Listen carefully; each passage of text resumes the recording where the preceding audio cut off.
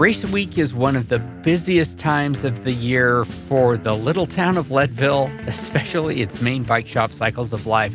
Brian and his team are great, and it is amazing how many bikes they attend to, but things can get crazy at that shop. Oh yeah, lines out the front door. Man, it can all happen there. The good news is that well-trained, highly knowledgeable bike people will be in town, including Shimano. Shimano will have a tent at the expo, and that tent is for more than just showing off product. Shimano is bringing mechanics to Leadville who will be on hand to help you with a bike issue or just to make sure everything is running smoothly. And pro tip, they will also have their van at the starting line, I understand. Although if you have waited that long, that is nervy. But even if you don't notice a problem with your bike, it is a good idea to have a third party, a pro expert mechanic, give it a once-over. I mean, you're going to be doing some pre-rides, so your bike will be getting a little bit of abuse while you are at 10,000 feet. You might as well have some expert eyes and hands check it out. Shimano is a presence at all levels of off-road racing, so they have a great instinct for what can and does go wrong. And whether you ride Shimano or not, whether you have an issue or not, look for that blue banner in Leadville. Shimano is an official sponsor of the Leadville Trail 100 and the title sponsor of this show. Check them out at bike.shimano.com or the expo starting on Thursday. 3, 2, 1.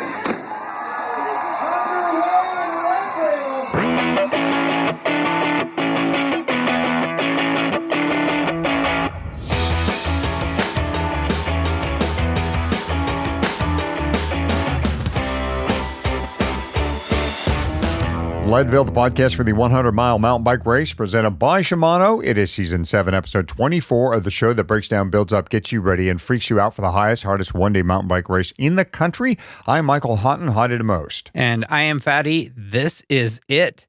Our last episode before you get to the starting line.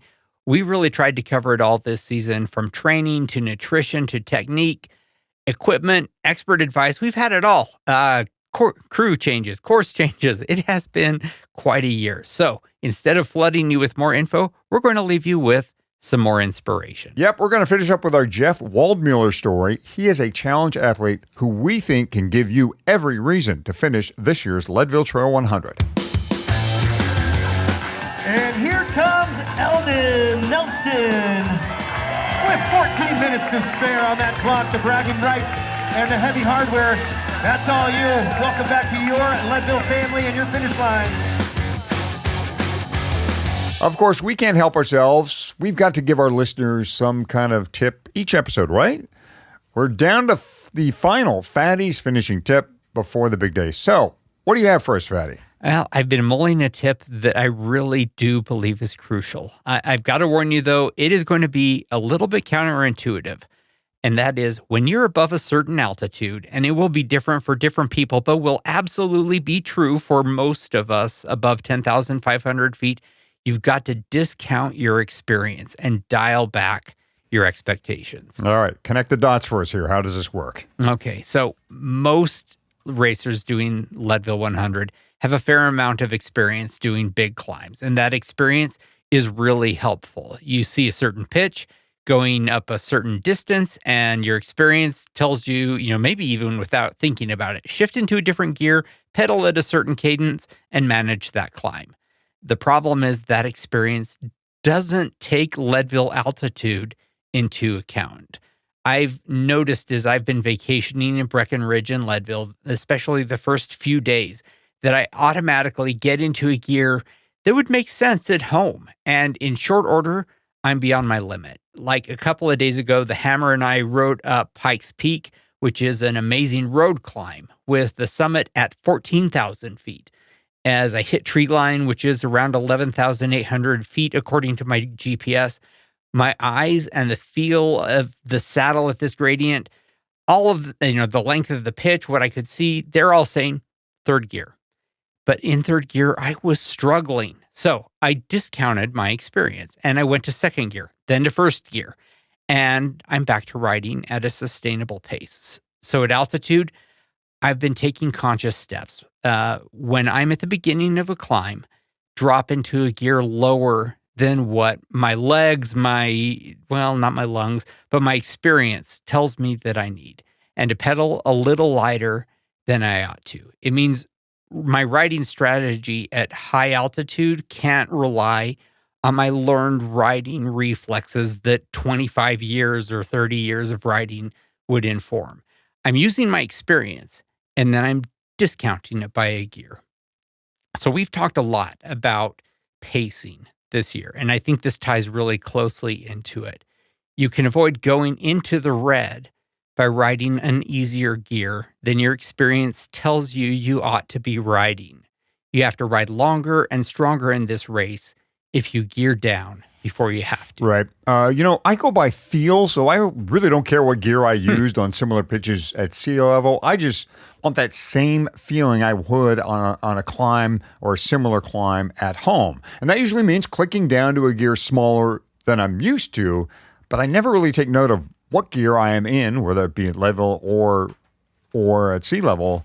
I only take note when I'm simply out of gears, right? Which is likely to happen at level. You're just going to hit the end of that cassette and boom, you are where you are. But as you said, Fatty, as long as you start the climb with the intent to prevent an immediate red line, you'll be in better shape once things start getting tough. Another thing that can help you stay away from that dreaded red line Hadi just mentioned is the right set of wheels. And since the very first days of this show, we have maintained that Envy is the company you should be looking to for that right set of wheels, both for Leadville and for all your mountain biking. And I'd add that this year's Tour de France proved pretty conclusively that Envy wheels are trusted not just by us mountain bikers, but by the very best road teams as well. Yeah, but hearing our experience and seeing the Tour de France may not be enough for a lot of riders. And this spot is for those listeners. We're excited to say that Envy will be at Leadville this year. And not just on a lot of very nice bicycles, but at the expo before the race as well. You've mentioned before, Hadi, that seeing is believing. I doubt that hefting is believing as well. Right. When you pick up your race packet and walk around the expo, be sure to stop by that Envy booth. Tell them thanks for supporting our show. And ask to look at the M525 wheels and the M6 bars, their seat posts, their stems, and the list just goes on. Yeah, or if you see me before the race, just ask me if you can take a look at my bike. It is built with as much Envy as is humanly possible. And as always, you can learn more about Envy at ENVE, that's NVE.com. Hey, one thing we forgot to mention in our interview with Andy Blow of Precision Fuel and Hydration last episode is that Precision has a consultation service where a racer can share their fueling and hydration plan with a Precision expert who can offer feedback. They don't care what products you plan on using. They just want to help you get it right. And the best thing about this service is it is free. So if there's any doubt in your mind about your fueling strategy, check out the Precision website for a free one-on-one. And it's worth saying that once you've chosen the products you're going to go with, whether it's Precision Fuel or Goo or Morton or Carbs or Scratch, and by the way, I'm using all of those brands in my race this year, you can get them all for a great price at The Feed. The pro tip here is to go to thefeed.com/Leadville, sign up, and then plan on coming back and making an order every quarter because you are going to get a $20 credit toward that purchase every quarter. Right. Seriously, set that quarterly reminder. It's a great discount you can start using now and keep using every quarter.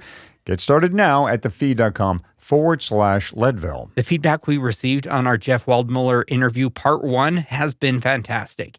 And that is despite the fact that we left our audience hanging off a cliff. Jeff's story is so great. It is so inspirational. We decided to run most of what we recorded and use 2 episodes to tell the story. It's hard to tell you everything about what we learned in part 1, but basically Jeff was a professional musician who was hit by a semi while riding his motorcycle. After several attempts to save his lower right leg, Jeff decided to amputate. Now, instead of allowing this life-changing event to slow him down, Jeff hit the gas by getting involved in endurance sports, including the Lead Challenge. Along the way to Leadville, there were more challenges. A battle with COVID, raising 2 daughters, one with ADHD, and his wife's battle with cancer and double mastectomy. After making it through the trail marathon and Silver Rush, Jeff is ready to take on the 100 mountain bike. And guess what? Race day for Jeff also presented a pivotal moment and a huge challenge. All right, MPT Talk with Jeff, also known as Extreme MPT on Instagram. Two of the biggest things we face as amputees is sweat and suspension. And suspension is what holds your prosthesis on. And this doesn't matter if you're below the knee, up above the knee, arm amputee or what.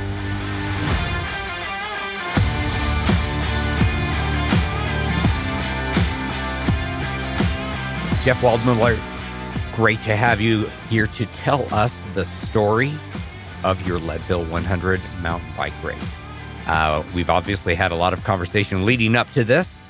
The day of the event, everyone has a story, and yours is something that's pretty interesting. So let's start at the starting line. Tell us about right from the beginning. Where were you situated? Which corral were you in? And let's go. Well, I'm shaking right now just thinking about the starting line of the mountain bike. But first, let me just say that, if it weren't for Challenge Athletes Foundation helping me get to that starting line, and then the support of my family, none of this would have been possible.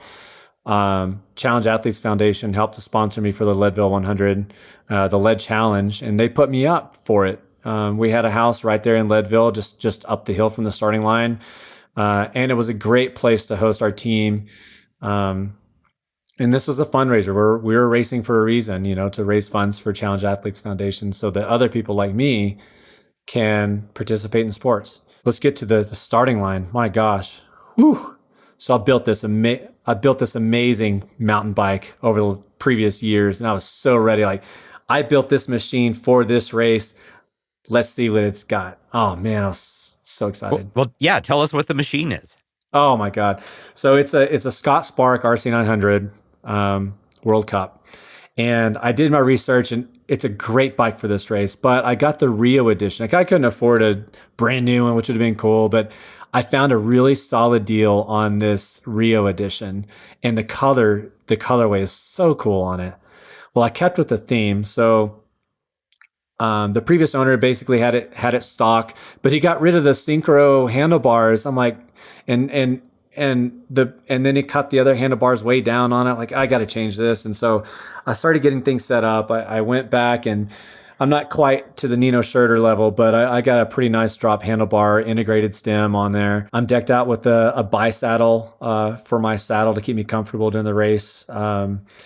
And I'm running the Helix R rear cassette, which has got a really broad range. I think it's 9x53. And probably the thing I'm most proud of in my kit is wearing my CAF colors.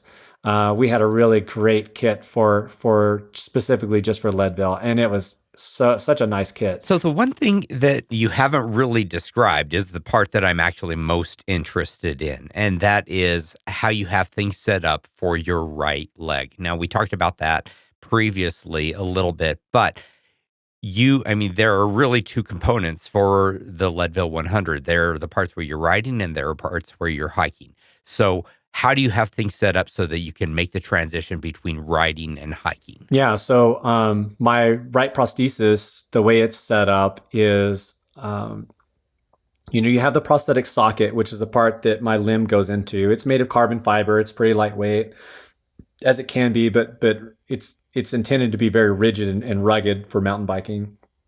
And it's already beat to hell from previous training rides and things. But below that, I have just this aluminum pylon. And specifically for Leadville, I ended up vinyl wrapping the pylon black, and then in gold vinyl, I cut out some Leadville, the Leadville mountain logo. I cut that out, and I put that on the side, and then it says LT100 down the pylon, which looks super cool. And I know that Ken and Mary Lee were really loving on that. And then for the foot, I have a carbon fiber plate with just has an egg beater clip, the egg beater cleat just bolted to the bottom of it. And this plate is designed to be super stiff and lightweight, so that it transfers as much energy as possible. And then around the cleat I took Maxxis Fat Bike mountain bike tread, and I glued to the bottom of it. So I have some really good grip while, I'm off the bike. And it's a bit challenging. So you don't have to change anything between when you are riding and when you are walking. Correct. And I was picturing that you had something that you needed to do a swap out when you needed to get off the bike, but no, it is there. So you've basically got you've got tread fore and aft of the cleat. Yes, that's right. And I designed it that way. But there's no pivot. There's no pivot anywhere. Okay. So I'm on a very stiff foot. Just imagine your ankles just at 90 degrees when you're walking, and you've got like hard carbon sole on your shoe. So I have no shoes, so I don't have that weight. So is it a rocker shape? No, it has a little bit of a rocker to it, but it's pretty flat. Okay. Yeah. So. Okay. Yeah. You'll have to forgive me for asking. Please. I'm super interested in the picture of what it is like to do the hiking part without a functioning ankle, and just, you are having to dig in and lift up, right? So you were doing a lot of extra work with the upper half of your leg, because essentially, your calves can't be doing a ton of work, and you've got no bend in because you've got no ankle. Yeah, and I said it previously about riding. I'm spending a lot more energy, especially when I'm off the bike with that prosthesis. It's very hard. So if it's loose or muddy, slippery, it becomes very treacherous, and so I'm really anchored to my bike.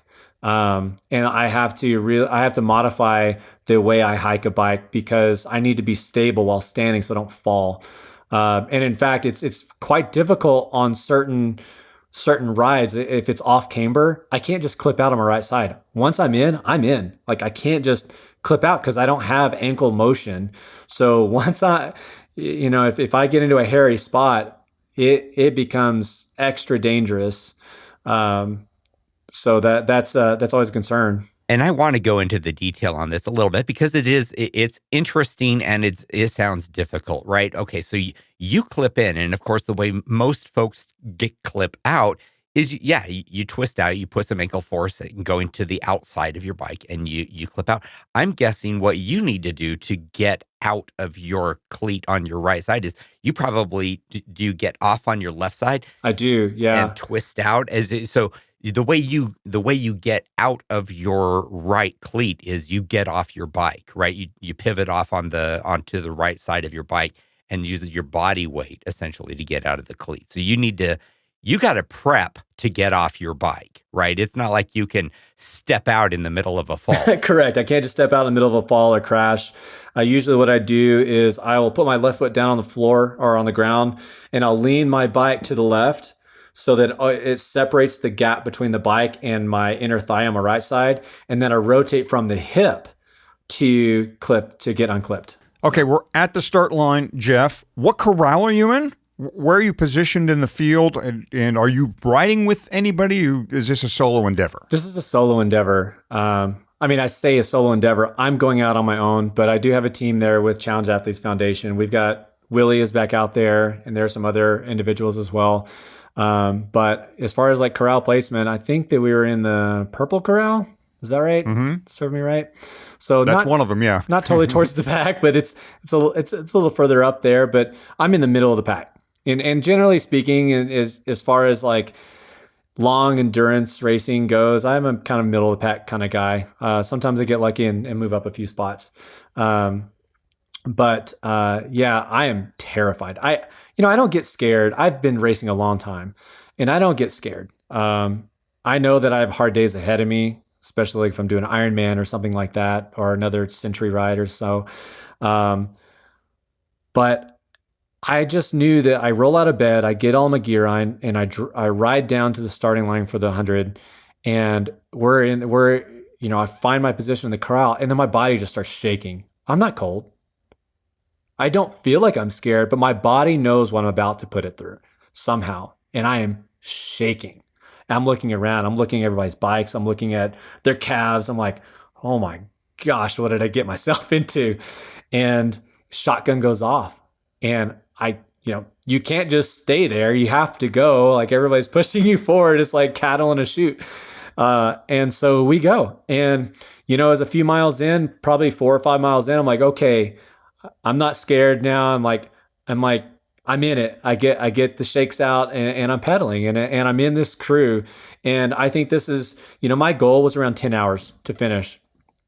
And I think that was a very, very well planned out goal. And I think it was totally, totally within my abilities to execute as long as I stayed to my plan. My plan was to suffer the climbs, just keep spinning and just bomb the descents.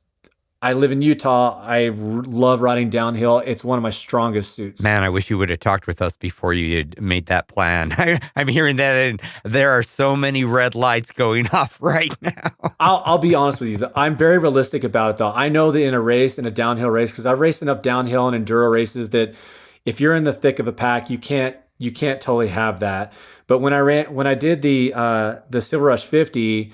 I was able to push more on the downhills and make up some space, makes up some time where I was losing time on the climbs. I think Garmin does a really good job with their hill. I forget what it's called. It's like a setting you can plan for. So it kind of tells you the scope of the hill, like the steepness, expected time to finish. Climb Pro. Climb Pro. That's right.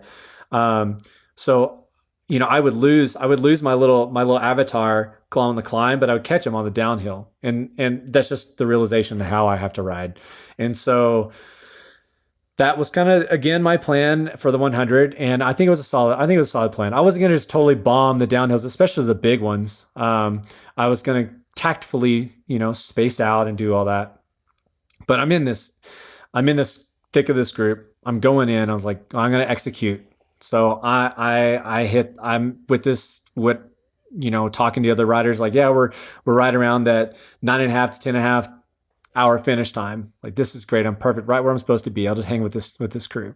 We get to the top of St. Kevin's and Meg Fisher comes blasting by my crowd all rowdy. And if you guys know Meg Fisher, she's another para athlete that was out there doing the mountain bike. She's just a beast. She's so amazing.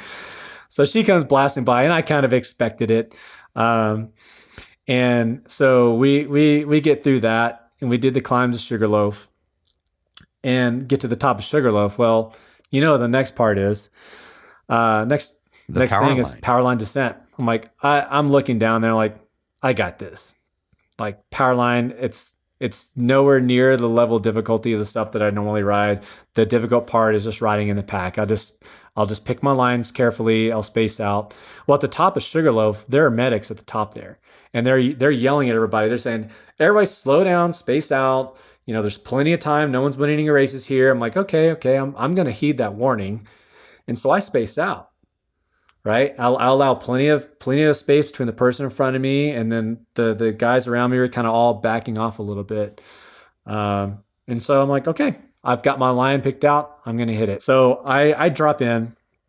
There's plenty of room around me. And I get maybe 100, 200 yards in and I look at my Garmin results and we're at 44 miles per hour. Like, that's pretty damn fast. And I feel tire rub on my rear tire and this guy is just pressing into me. This is the rider. And I think what happened, maybe they lost their balance a little bit, but it pressed really hard into my rear tire. It flipped it out to the left. And I come just slapping down to the ground on my right side. I mean, just straight into rocks on the right side of the trail. It's pretty chunky on the right side. So most people were kind of taking the middle to left line there. And that's also the side that you can't really clip out of. That's exactly right. And in fact, I stayed clipped in after hitting. And, fortunately to my right leg, I mean, I've got a prosthesis covering up to my mid thigh. So that's all protected, but everything above there is not. And I'm wearing Lycra. So you can imagine I've got huge cuts. I have one huge puncture in my upper thigh, like next to my hip. And even right now I'm pressing on it. It still hurts right now. Like, it's still deep. The muscle's still damaged. And we're talking, this is middle of January now. But immediately it kind of took me back to when I had my initial accident when I'm sliding on the ground underneath a semi truck, and these riders are just piling up on top of me. It's like watching a criterium race. So the medics just rush down because I'm right there. I see them rushing down, and they're pulling people off of me, and they finally get. So how many people are tangled up in this wreck? Well, I mean, the whole entire everybody stopped. Like the whole race stopped right there. Until we got enough people out of the trail. But I can imagine there's probably, I don't know, 10 or 15 riders that are just all piled up on top or behind me. I know. So a lot of people crashed. Yeah, there are at least 3 people directly on top of me. So they pull them off, and immediately, like I felt things pop, snap. I could hear it, I could feel it. And as they're pulling people off, I'm like, crap, my shoulder's messed up, my hips messed up. Like, what's going on? My head's fine. In fact, I didn't suffer a single scratch to my helmet. How? I have no idea. But so my head was good. The medics come down, they pull everybody off. They're helping me stand up to my feet, and I'm like, don't touch my right arm. Like, and I know inside that I know something in my shoulder is broken, and I think my hip is also really badly broken.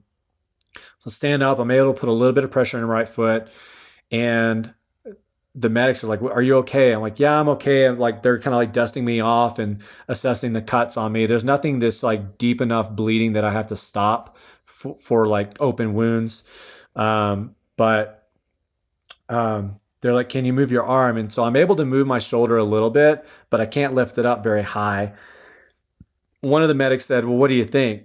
And I said, I don't know. I think I can go on. And the other medic that was there said, "Well, if you think you can go on, I'm going to pull you from the race." I'm like, "No, I have to see what I can do." And so I try to throw my leg over the saddle, and I'm not able to open my hip up. I'm not able to rotate my hip at all. And they helped me get clipped into my right pedal. And we're on the descent. So, it's like, if you're on a steep descent and you're trying to get situated, it's hard. So they helped me like get up on my bike and grab my brakes. They straightened my handlebars out, and I put a little bit of pressure into my handlebar. Well, like I realized like I can put a little bit of pressure into my handlebar. So I'm going to go. I said, okay. So I continue the descent down power line with knowing that I have one of the team members for CAF is going to be at the pipeline aid station. My God, that descent, I was in so much pain. I was crying. Like every bump, I could just feel it translating to my shoulder and my hip. Like, this is bad. And I did almost the entire power line descent with my right arm tucked into my stomach. So I did it left-handed. And I did almost the entire ride all the way to pipeline just with my left hand on the bar. Considering that One Arm Willie does the entire Leadville, he does have a prosthesis into it. But I kind of felt like, wow, this is kind of how Willie feels. But I get to pipeline and just the wheels fall off. I'm just bawling at this time. I'm crying. I'm like everything. It's still so early. I still have so much to do. I still have to finish this one. I've got the 10K tomorrow and the run the next weekend. And I just let it all out there. And it's good. I kind of needed that emotional release at pipeline. And the guy's name is Hoy. Hoy helped me get my ducks in a row. I was like, dude, like you either keep going or you stop. I'm like, okay, I'm going to go. He said, don't mess around. You've lost a lot of time. At this point, I'm already at pipeline outbound. I'm already like getting close to cutoffs. And so I get back on and I just keep going. But I get to Twin Lakes. Sorry, I brought before. I have other teammates there, and they actually have some like stuff. They're cleaning me up, like putting some bandages on, and I can't take off. I had a Camelback thing, and I couldn't take it off to refill, so they had to like refill it on me. Like we had to re-strategize because I couldn't reach my nutrition. And so they were just hand feeding me this stuff. Jeff, I think you just said something there. So you normally feed with your right? I do. You reach into your right pocket. Oh boy. Yeah.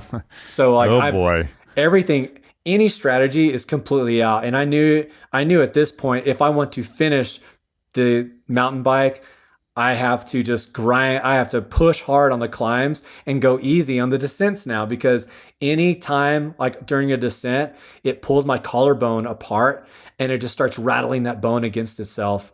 And I was scared also because you could kind of feel it poking the skin. I'm like, if I crash, it might go through. I don't know. It'd be awful. And so I just grind it out. And I'll be honest with you, most of the rest of the Leadville 100 was a total blur. I'm head down and I'm just grinding. You're riding in shock is basically what's going on. Exactly.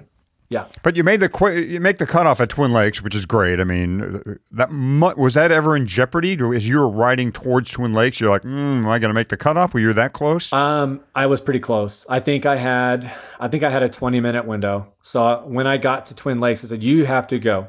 And I hit the climb, and I was just grinding it out. I'm in the lowest gear. I'm just getting it done. And it wasn't until like the last, quarter half mile of the climb that I had to take off my bike.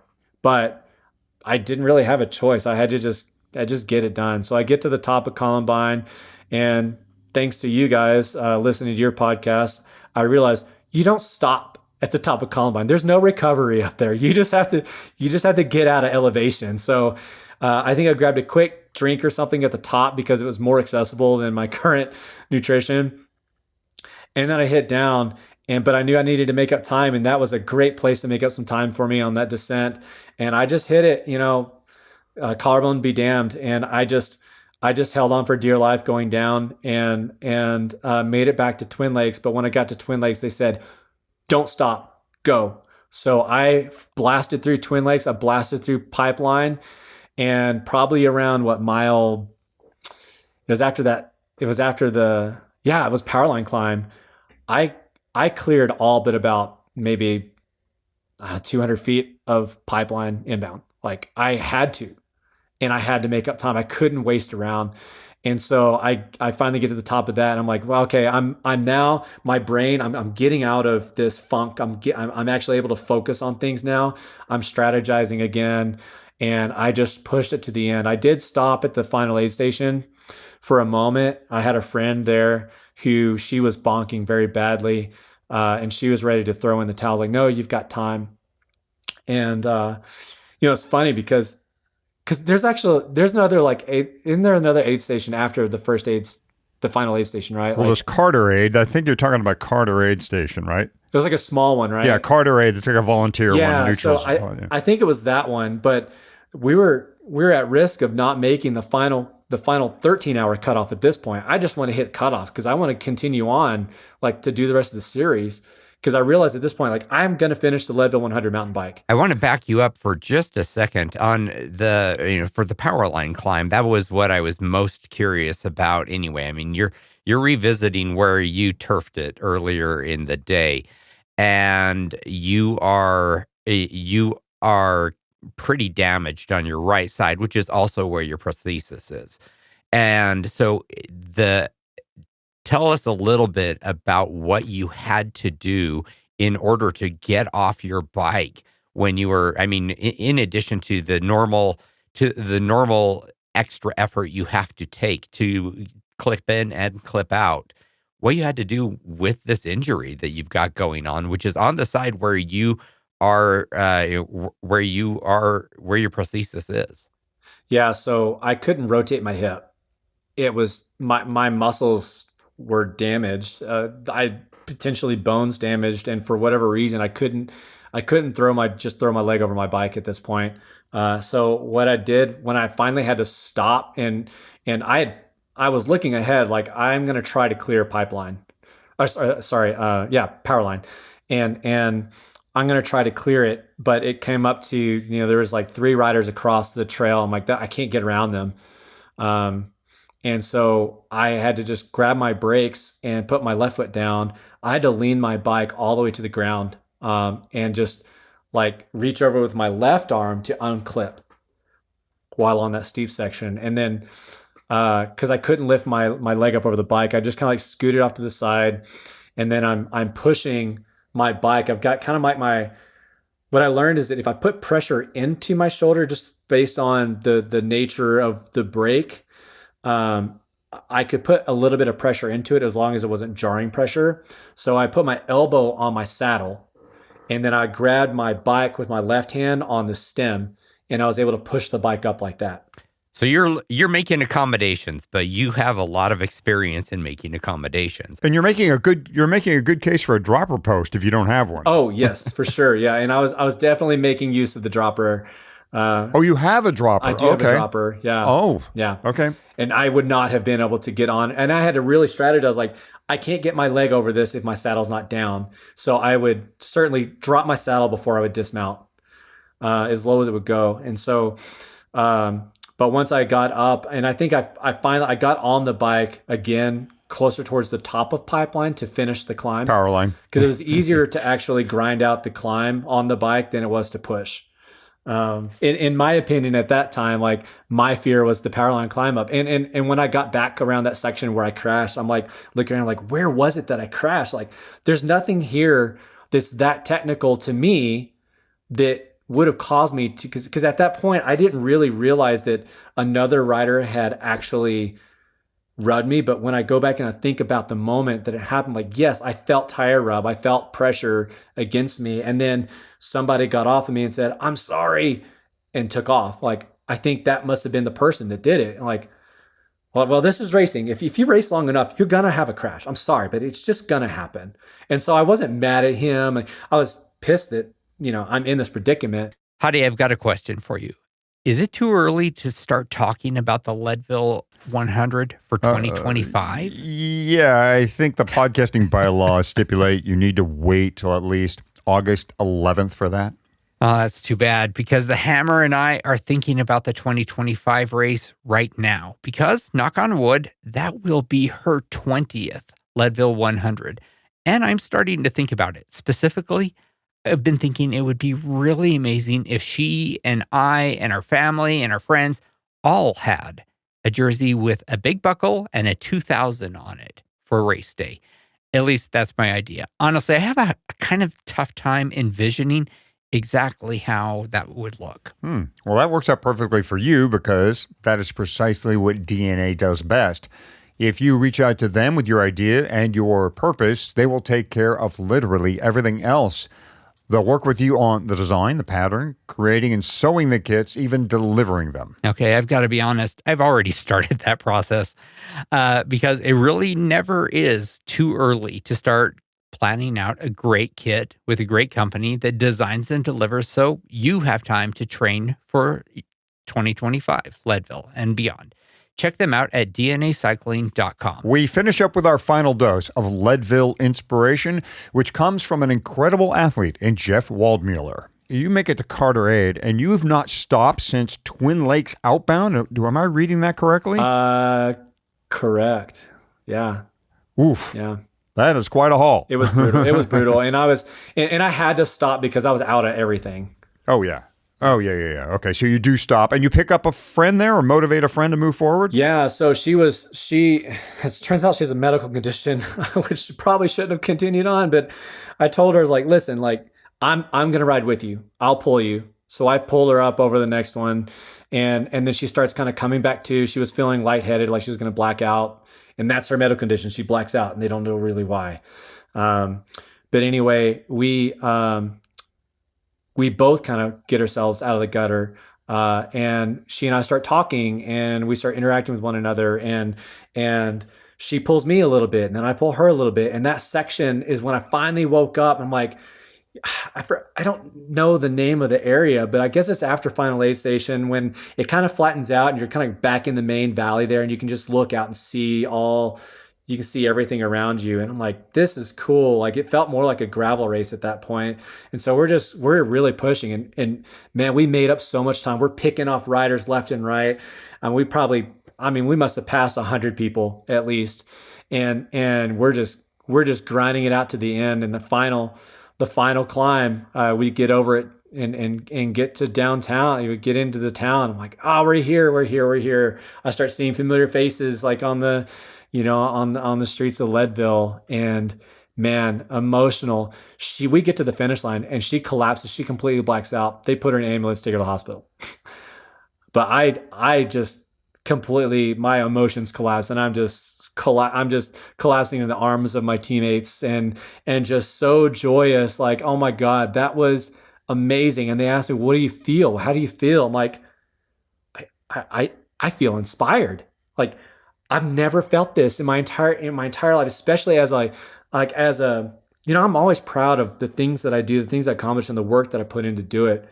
But let me tell you, like, it's easy for me to inspire others. I just show up to an event. It's very visual. People see me like, wow, he's out here, he's got one leg. That's inspiring. And I may hear somebody, like, I may be doing like a local 5K and someone yells, you inspire me. I'm like, no, I'm not out here for you. Shut up. Like, it's like the whole, like, dude, you're out here doing this because even despite, there's nothing that gets under my skin. People saying despite limb loss. I'm like, no. I'm out here because I'm a badass athlete. I'm getting it done. And that's the mentality. Like, I like to be seen as an athlete first. I'm Jeff. I'm an athlete. And somewhere along down the line, yeah, I lost my leg some time ago, but that doesn't define me. You're hard to ignore, though. I mean, I get it, right, Jeff? Like, it's hard to ignore. People are going to ask, look, you're on this podcast. Sure. We're asking you 800 questions about, limb loss, and how do you deal with this, and how do you deal with that? There is a curiosity. That deep down, people have a curiosity, and they want to try to find a way to engage with you in 10 seconds, and they just don't know what to say. The best thing is to just go, Jeff, hey, let's go have a good day. Like, that's probably the best approach to all that stuff. That's the best thing. That's the best thing. And that's the best way to approach kind of any person with disability. Just treat them as another person. Don't even bring it up. I mean, if they bring up the conversation, then yeah, it's fair game. But like, I inspired myself. And like that, like, to say that is like the most powerful thing I've experienced in my entire life. Like, what just happened? Like, I got broken, like severely broken, and I got up and I just kept going. I had to see what I can do. And that's my mantra. See what you can do. Like, I still don't know what I can't do. And so, like, I finished this race, and I'm inspired by myself, and my heart is just pounding with excitement. I've got these chills going down my spine. I'm like, wow, that was the most powerful moment in my life. What'd the clock say? Clock said, I think it was like 12:32. So didn't buckle, don't get the jacket, don't get the accolades of saying I finished, below 12 hours. I didn't hit my goal time of 10 hours, but you know what? I made up a ton of time, and I don't think that anybody would, I don't know if it's an official negative split, but I think I'll probably negative split level 100. And I mean, I was the last 20 miles, man, we were cooking, and it was awesome. I'm so proud of that. Right. And importantly, you make the cutoff, right? You make the Leadman cutoff, right? So you're still in it. I'm still in it. So here's the thing. I get done, and my teammates are like, dude, we got to take you to the hospital. Like, I know I need to go to the hospital, but I'm thinking like, well, if I go to the Leadville Hospital, isn't the medical director for Leadville Hospital also the medical director for the race? I can't possibly go there. They're going to pull me from the race. So I'm like, man, what other hospitals are around? So we're kind of strategizing that night. Like, I need to go somewhere and get checked out. And so I decided, well, look, let me just do this 10K tomorrow and then we'll go to the hospital. So it's Sunday. We do the 10K run, and I ran about maybe a little more than 60% of it. I mean, ran is a total overstatement. I shuffled it. And then I walked a bunch. My God, I was in so much pain. I couldn't move my arm. I was literally holding my arm in my left hand, and I had somebody like at my side. I cried during the 10K. I'm like, I don't do that. It was like so much pain. And then I found I was referred to a doc over in Frisco. He's an orthopedic, and he was gonna squeeze me in Monday morning. So I go in there. He gets me in, and he comes to introduce himself. Hey, I'm Dr. Black. I'm like, I go to shake his hand with my left hand, and he's looking at me like, oh my God, this guy's busted. I got cuts all over me, deep, like contusions and stuff. He introduced himself. Well, I said, whoa, wait a minute. Before we go any further, there's something you need to understand. I'm racing next weekend. So I need you to treat me like a minor league hockey player, like stitch me up and get me back out there. Like, I'm going to run this weekend. He goes, okay, we'll see. So a barrage of evaluations, x-rays, like, well, clearly your collarbone's severed. It's broken. There's not there. I can put plates in it and that's fine. You'll be back to riding, running, whatever you need to do. But he said, I don't have to put plates in. It's a stable fracture. Like your tendons, your ligaments are still attached. So you're not going to do any damage on it. You just can't fall on it because then it might cause really severe damage. And then we're doing major surgery. It's like, okay, we're not going to do surgery, but he sent me for MRIs. I'm really concerned about your hip. So we go in, he thought I had a fractured hip and I thought I did too. And he said, if we're talking fractured hip, then I'm putting plates in your hip or a hip replacement at the age of, 39 years old.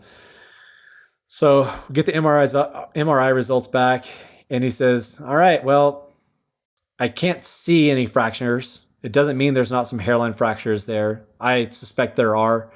He said, you cannot afford falling.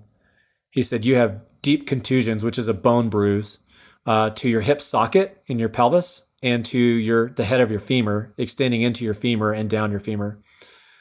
He said, your muscles are very badly damaged. They're not torn that I can see, but they're very badly bruised. You have deep hematomas from basically my knee up to my top of my pelvis. And then of course on my arm, he said, you don't need to run in a sling, but it's probably more comfortable if you ran in a sling. So we kind of fashioned up this sling that would attach to my running vest.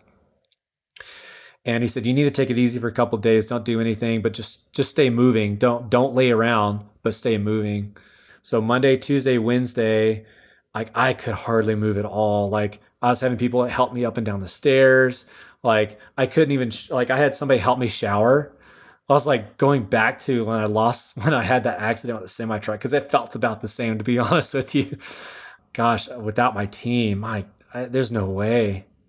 There's no way. But I'm still determined to toe the line for the run. And we did a shakeout run on Thursday. We ran about 10K. And we really strategized. Like the whole team was there. Like, well, what if you did this? What if you did this? And the descents, oh my God. Like just like in the mountain bike, when I run, my descents, I can flat out run downhill. I'm really skilled at that. But any kind of downhill, it was just went straight into my hip. And so it hurt so bad because the hip socket was so badly damaged. Yeah, all the plans are kind of scrambled at that point. But you do start. I do start. And I wasn't shaking at the start line. I was so focused, like all I can do is say, you know what? I'm here. I'm going to put one foot in front of the other and I'm just going to keep moving. The first mile, I thought I was going to die. Like, this hurts so bad.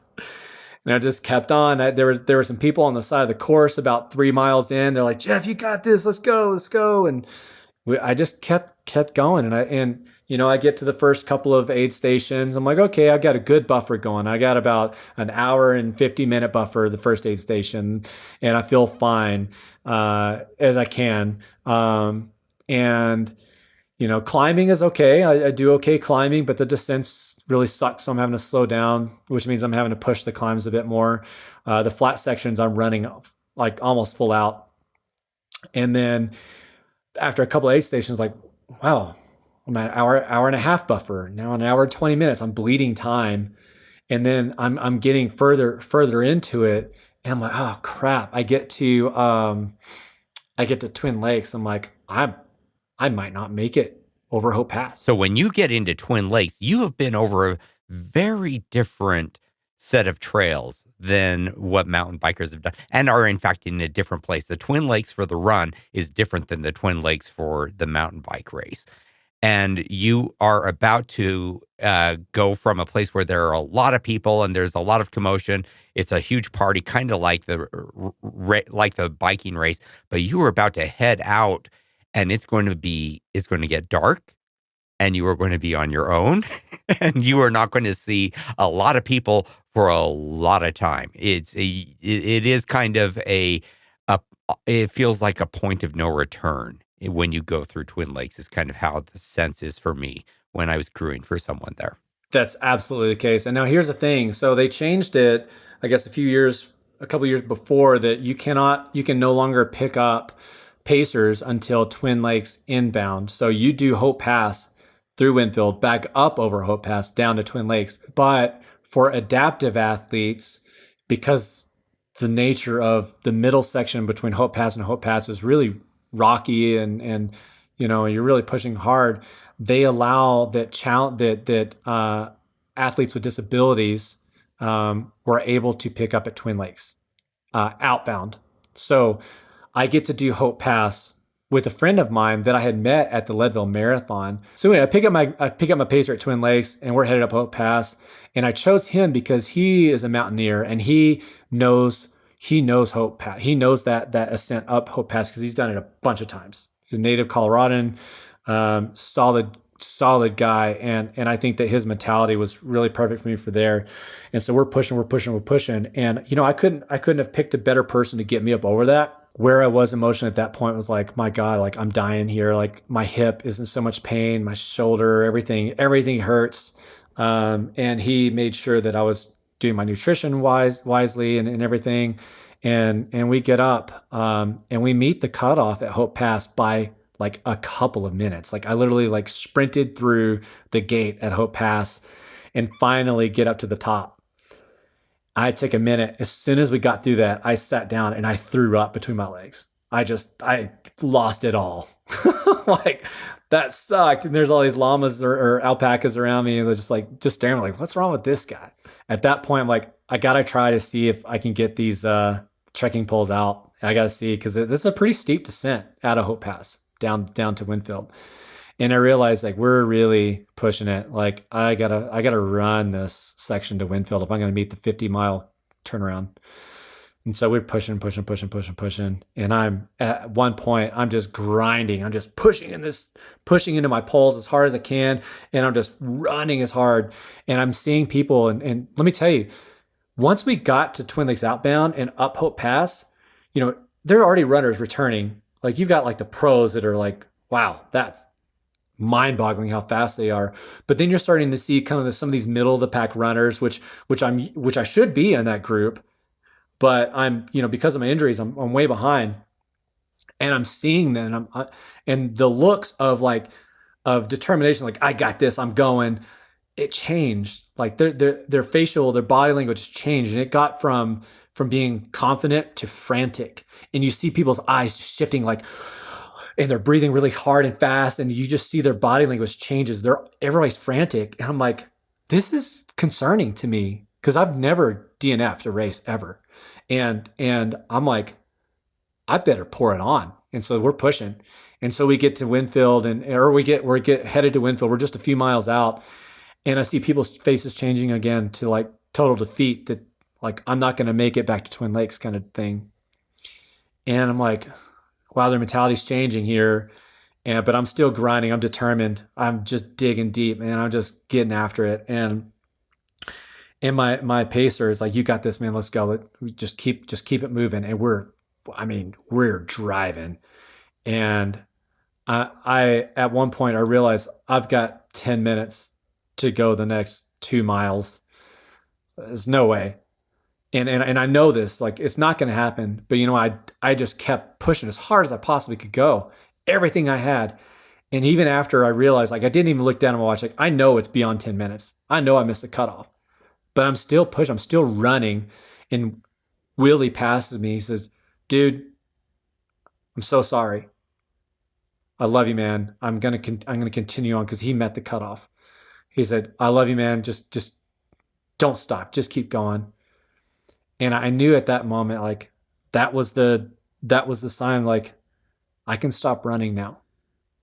But I kept running a little bit, and I just started slowing down. And my pacer, he's behind me, and he's silent, and he's just watching me just slowly go from running literally like 8-minute miles down to just to a walk. And then I walked for probably another few minutes, and then I just stopped in silence, and he just stopped behind me and just kind of let me have a moment. And it was at that moment that I was like, I missed it. Like it gave it everything I had, and I missed the cutoff. There's nothing I could have done differently based on my injuries that would have gotten me to Winfield before the cutoff. And even if I had, I wouldn't have made it to Twin Lakes. And so we kind of like walked for a few minutes again, like after kind of like come to that realization, it was really deep. heartfelt moment. And we walked in silence for a while. And then finally, I don't know what I said. I spoke up. I think I said, well, we had a good run. And then we I was like, I kind of want to just jog it in. So we picked it up. We jogged it into Winfield. Yeah. So I knew my race was done, but you know what, damn it. I didn't stop running because I gave up.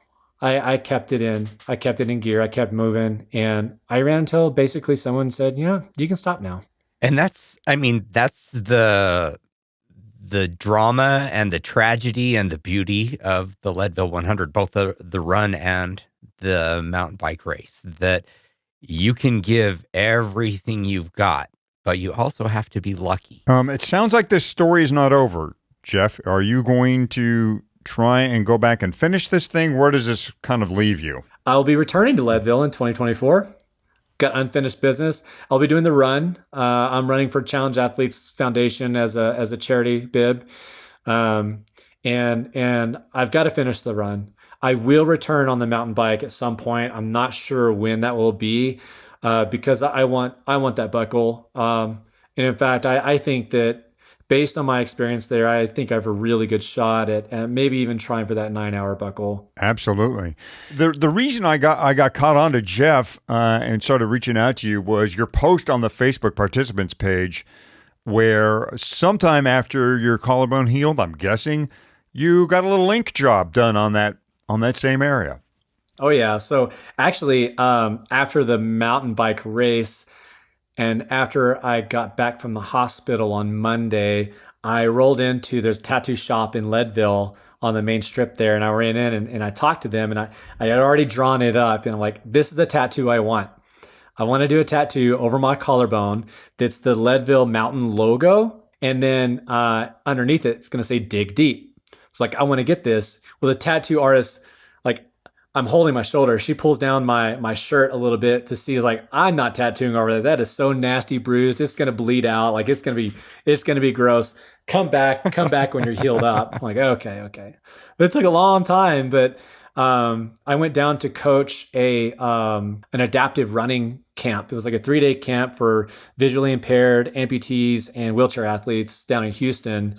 And I got there a couple days extra early to kind of set up. I'm like, I got a little extra time. So I found a tattoo artist and I got my Leadville tattoo. It's on my collarbone where I broke it, and it's the mountains, and it says dig deep. And man, I can tell you that on the mountain bike, after all of that, once I finally started like kind of coming to out of shock, that those are the words, and it just came naturally. Like I wasn't like looking for words like what's the Leadville motto. It just dig deep was in my head. It was just it was on repeat, just dig deep, dig deep, dig deep, dig deep, the whole entire rest of the race. And so naturally, like that is, I want that on me. That this is like a huge defining moment in my life. Well, Jeff, hell of a journey, amazing story. Thanks so much for sharing it with us on the show. Yeah. Not done yet. 1, 2, 1, 2, 3.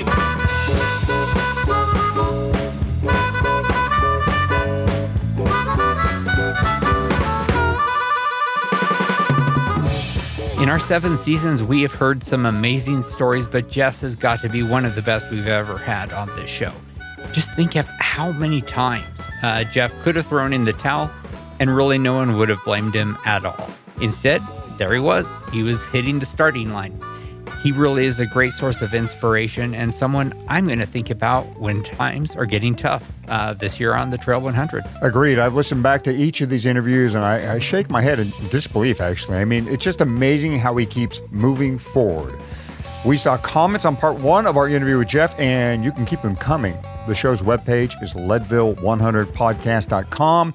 Our entire catalog can also be found on YouTube. And of course, there's the Slack channel, which you're free to keep exchanging ideas there right up until race day and beyond. That's leadville.fm/Slack. And the season is not quite done.